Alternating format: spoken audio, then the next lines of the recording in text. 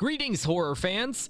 Today, we're taking a closer look at one of the most iconic villains in horror movie history, Chucky, the homicidal doll.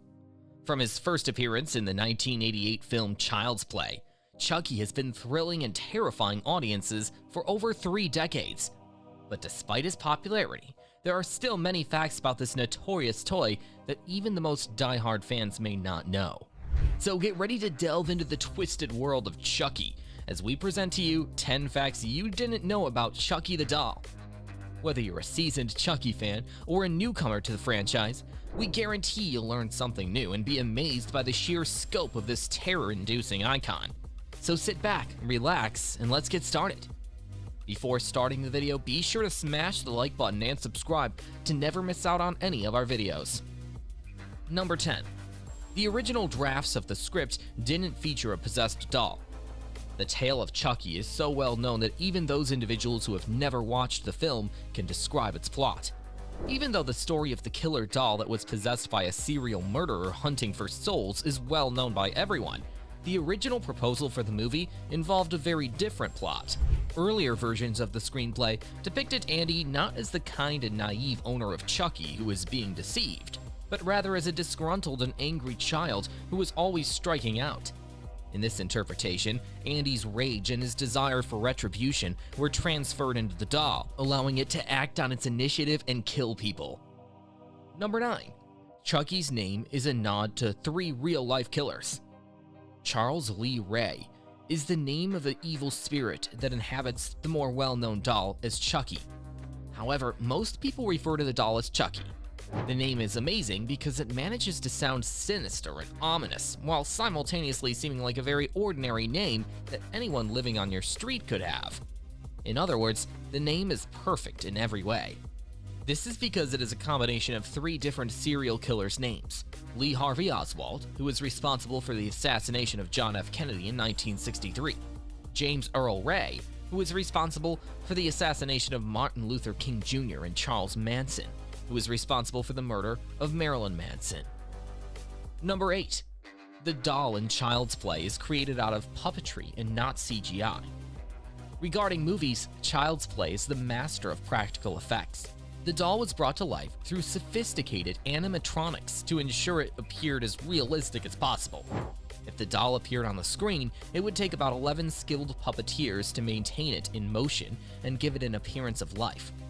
Its use of practical effects almost entirely defines the first film in a franchise. They're responsible for the doll's distinct personality and the atmosphere it generates on screen. It was a lot of effort, but it was worth it because recent films, especially horror pictures, have suffered from the overuse of computer-generated imagery. Number 7. Chucky originally had his goofy theme song.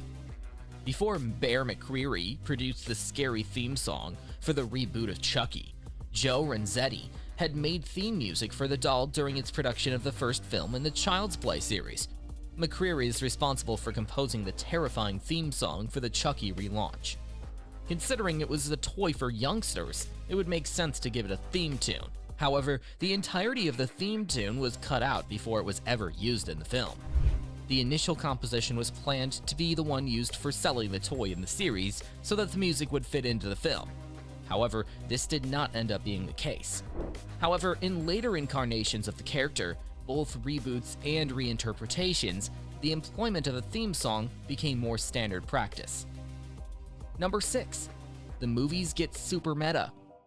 It is a well-known truth that over the series, the movies have ranged from straightforward horror to self-aware humor similar to that of Scream. Because of this, the canon has been seriously confused along the way, leading to several problems. To begin, Jennifer Tilly, the voice of Chucky's real-life girlfriend when she transforms into a doll, plays the role of Jennifer Tilly in the show. On the other hand, there is a film in which Jennifer Tilly plays the role of herself, and in which the character Tiffany, as voiced by Tilly, also stars. There is even a scenario in which both of them are on the phone with Chucky simultaneously, and their voices are utterly unrecognizable from one another at any point during the conversation. Number 5. Chucky inspired some real-life crimes. When it comes to the doll being linked to actual acts of violence in our culture, there is not just one instance of this happening. Since then, a number of heinous acts have been performed in the name of the horrifying doll, which is as gruesome as possible.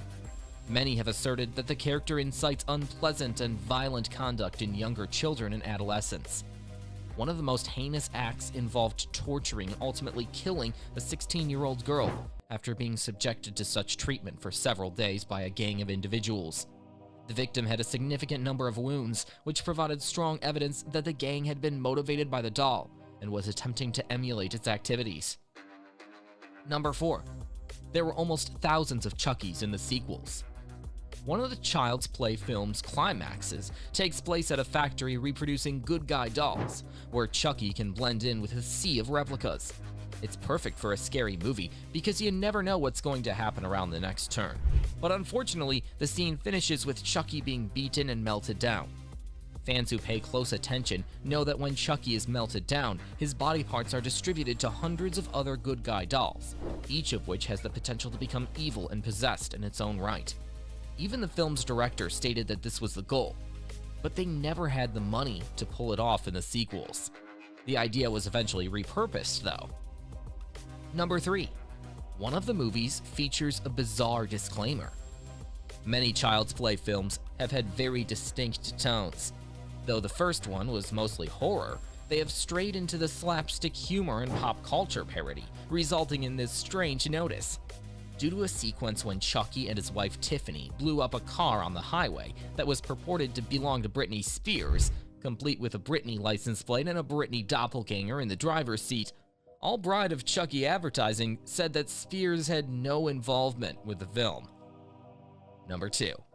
Chucky is voiced by the same actor as the movies.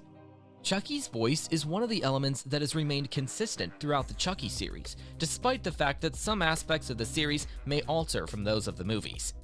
Brad Dourif, who has provided the voice of Chucky ever since the beginning of the franchise, provides the voice for the character in the series.